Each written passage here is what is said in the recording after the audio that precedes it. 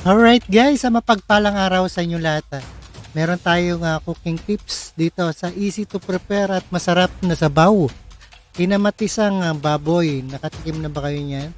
Alright, at panoorin po natin para sa mga mommies at naghanap ng easy to prepare meals para sa family. Narito ang simpleng dish na pwedeng gawin at kinamatisang baboy. Kinamatisang baboy. Alright? At panoorin po natin yan and without further ado. And let's do watch guys. Go, go, go, go. Alright. Ang una muna natin gagawin ay papainitin natin yung kawali. Lagay natin yung mantika. Igisa natin yung bawang.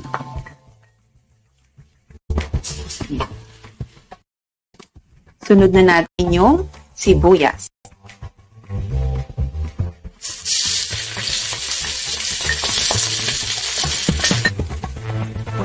Sunod na natin ang kamatis.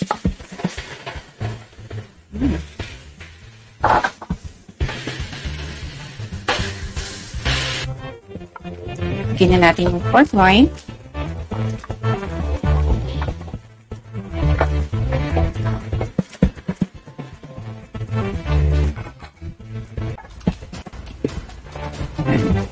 Lalagay na rin natin yung patis para ma-absorb siya ng baboy natin, ng karne, at ang toyo.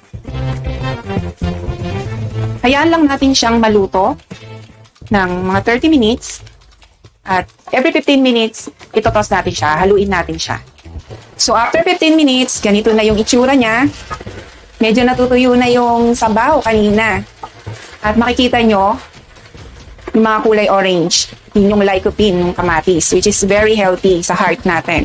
Lagay na natin tong paminta. Optional din ito, lagyan nyo ng tubig para medyo humaba pa ng konti yung pagkulo niya ng 15 minutes. Kasi maghihintay pa tayo dito ng 15 minutes. Ayan, so after 15 minutes, ganito na yung itsura niya. Lagay na natin yung siling panigang. Yung sili kasi, nag-a-add din siya ng spice dun sa karne. At eto na ang ating kinamatisang baboy. Pwede nyo rin gawin ito sa manok o baka. Yun nga lang, dadagdagan nyo yung cooking time pag karne ng baka dahil mas matagal pa lambutin yun. So tara na, tikman na natin. Tara na, kain na!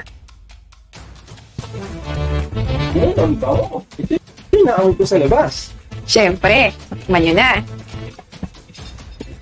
Sa Diyos.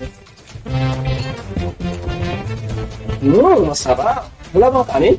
Yan ang magandang tanong. Nagsaing ka na ba? Yun. Ay nako, mga kasambahay, sana po ay nagustuhan. Alright guys, napakinggan at napanood po natin ang kinamatisang baboy. Mukhang masarap ito. Pwedeng gawin sa inyong mga pamilya at mga mamis dyan. At maraming salamat sa panonood at pakikinig dito kay Rob Trip TV. And don't forget to subscribe the channel. Thank you so much to all of you and God bless us all.